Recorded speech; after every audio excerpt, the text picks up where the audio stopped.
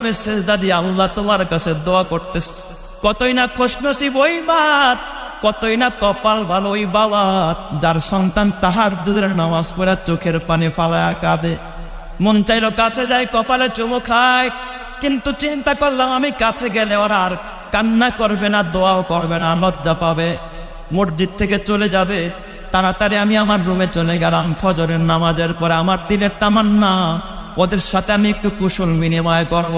ফজরের পরে আমার মসজিদে সূরা ইয়াসিনের আমল হয়। আমি সূরা ইয়াসিন পড়ে দেখলাম বাচ্চা দুইটা কোথায়, খুঁজতে খুঁজতে দেখি এক কর্নারে বসে সূরা ইয়াসিন পড়তেছে। মাথায় হাত দিয়ে বললাম, বাবা তোমরা দোয়া শেষ করে দুই ভাই আমার রুমে আসবা, তোমাদের সাথে আমার একটু পার্সোনাল কথা আছে।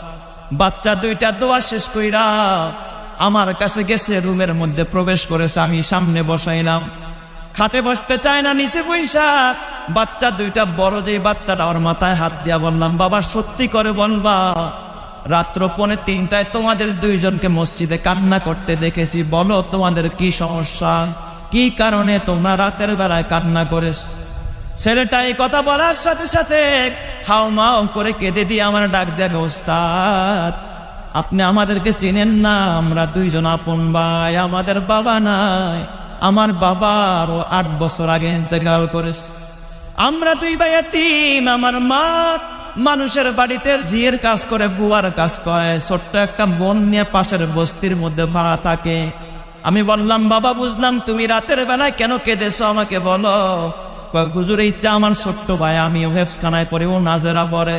হুজুর আমার ভাইটার ওই সময় চিকুনগুনিয়া জ্বরের অনেক সরাসরি ছিল, আমার ভাইটার চিকুনগুনিয়া জ্বর, গত কয়েকদিন যাবৎ খাবার খাইতে পারে না, আর মাদ্রাসাত মোটা চাউল আর ডাউলের পানি আর আলু ভর্তা একজন অসুস্থ রোগীর মুখে তো ঢুকেই না, ছোট্ট বাচ্চা কেমনে খাবে? এই বছর এই বয়সের বাচ্চাদেরকে মা নুডলস পাকায় খাওয়ায়, মা নরম খাবার খাওয়ায়, অথচ এই বাচ্চাগুলো মাদ্রাসার ভিতরে কত নরমাল খানা খায়। ছেলেটা ডাক দিয়া বলে, উস্তাদ গতকালকের ঘটনা, আমার ভাই দুপুরবেলা এক লোকমা খাবারও খেতে পারে নাই, আসরের পরে দেখি আর ক্লাসে বসতে পারে না। আমার ডাক দিয়া কয়, ভাইয়া একটা বন রুটি কিনে দিতে পারবা কিনা 5 টাকা দিয়া, আমি একটু পানিতে ভিজায় দেখি খাইতে পারি কিনা। এটাই বলে, উস্তাদ কসম আল্লাহ আমার কাছে 5 টাকাও ছিল না যে আমার ভাইটাকে একটা বন রুটি কিনে দিব। আমি বললাম, ভাইরে অপেক্ষা কর, মার কাছে যাই দেখি টাকা এনে তারপরে তোর রুটি কিনে দিব। হুজুর আমি বাসায় গিয়া দেখি আমার মা 1 সপ্তাহ যাবৎ বিছানায় পড়া, কাজে যাইতে পারে না। মা আমাকে দেখা কাঁদে, আর ডাক দিয়া কয়, বাবা রে কি সমস্যা? বললাম, মা গো কিছু টাকা দিতে পারবানি? মা ডাক দিয়া কয়, বাবা কাজে যাইতে পারি না, টাকা নাই, ঘরে খাবার নাই, বাড়িওয়ালা ভাড়া চায়, ভাড়া দিতে না পারলে বের করে